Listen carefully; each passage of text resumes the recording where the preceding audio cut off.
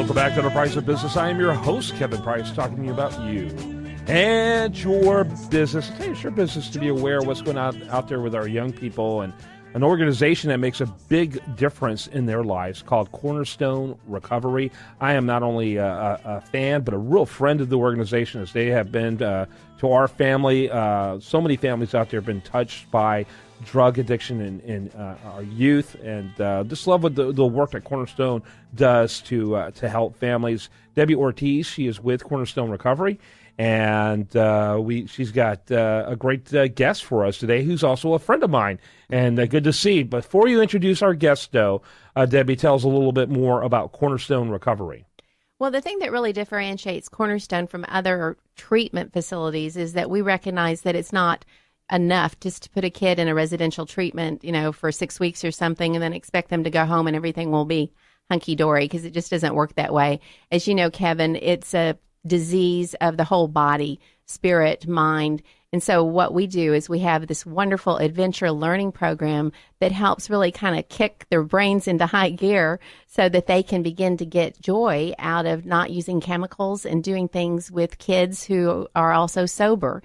And then the other component that's so important is that it's a family-centric program, so that the parents are also working on helping themselves to become healthy so that their families can then be transformed and provide the support that their kids need. It is, as they say, a family disease, and it's imperative to recognize that. And unfortunately, in my opinion, a lot of recovery programs out there don't quite get that. So I think it's awesome. Tell us about your great guest today. Well, I am honored to have someone with me who is really, as far as I'm concerned, an unsung hero, because Ann just gives so selfishly to so many different organizations, and especially ours. And Ann, tell us a little bit about your family and how you came to be involved with Cornerstone. Thank you, Debbie. I'm honored to be here today and to talk about Cornerstone and how it has affected my family. My husband and I had been married for 10 years, and we tried to have children naturally, and we ended up making our family through adoption. And when our youngest son was 14, he was caught with drugs in school, caught with drugs at home, and then came the escalation of all the bad behavior associated with drug abuse. Mm-hmm. And we were totally devastated by what had happened to our family. It became chaotic. And that chaos manifested in me quite a bit of shame and guilt and failure as a parent, because that's all that I really wanted to do, was to be a good parent. And my husband and I were at a loss.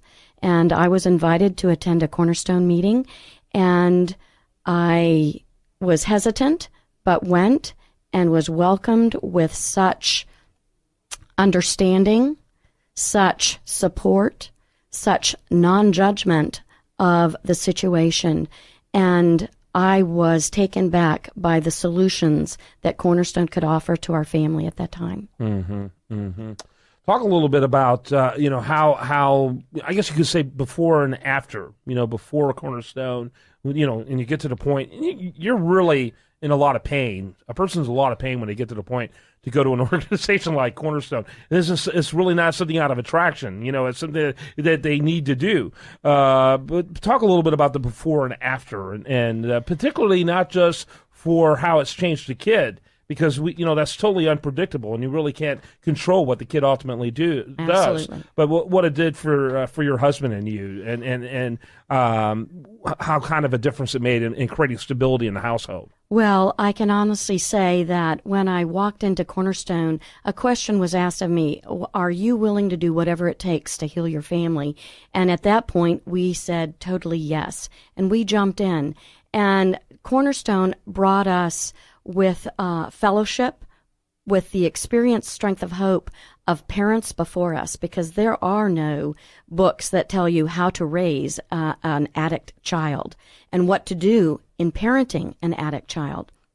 And that experience that we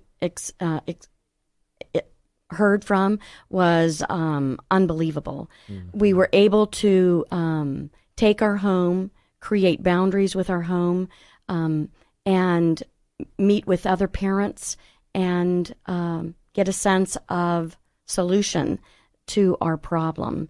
My husband and I, of course, marriages are affected when the chaos of addiction enters a home, and we were able to work together as parents again and as a couple, and it saved our marriage, saved our household, and I am forever grateful for the fellowship, for the education, for the experience, and also the continued hope that the road of recovery can bring our family. That's fantastic. Debbie?